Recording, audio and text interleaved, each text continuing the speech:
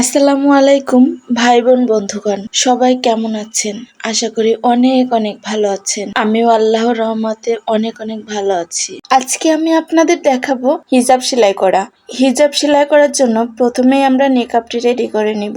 ভিতরের দিকে দুই পাশ সুই দিয়ে রেখে সেলাই দিয়ে নিকাবটি উল্টে ডাবল সেলাই করে দিব।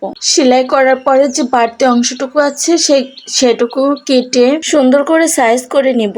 হিজাবের পার্টে যে মার্ক করেছিলাম, ক্যাপে যে মার্ক করেছি সেই মার্ক গুলো মিলিয়ে সেলাই করে দেব।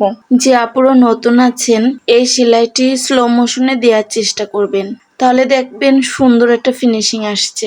এবার একটি ফিতে ধরে ক্যাপের মাঝখান থেকে আমি 10.5 ইঞ্চিতে একটি মার্ক করে নিব। এখানে আমি রাবার ব্যবহার করব, তাই হালকা ঢিলা রাখবো। রাবার ব্যবহার করলে আপনার হিজাবটি খুব সহজে ছিঁড়ে যায় না, আর কপালের কাছ থেকে এরকম ঢিলা থাকে না।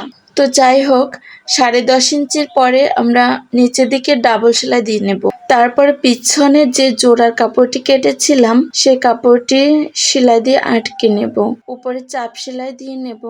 হিজাবের মার্কের সাথে মিলিয়ে সেলাই করে দেব। আমি মাঝখান থেকে মিলিয়ে সেলাই করে দিই, কেননা মাঝখান থেকে সেলাই করা শুরু করলে ফিনিশিংটা খুবই ভালো হয়। ডাবল করে সেলাই দিয়ে চাপ সেলাই দিয়ে নেব। বাড়তি অংশটুকু সমান করে কেটে নেব। আমরা একবারে ডাবল ভাঁজ করে দিব না।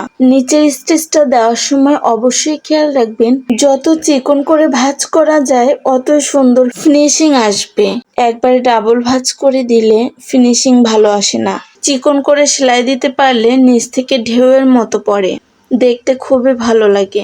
আপনারা যদি হিজাবটির নেকাবের অংশ লাগানো দেখতে চান, তাহলে অবশ্যই কমেন্টে জানাবেন। ভিডিওটা শেয়ার করে দিয়ে নতুনদের দেখার সুযোগ করে দিবেন। ধন্যবাদ সবাইকে। আল্লাহ হাফেজ।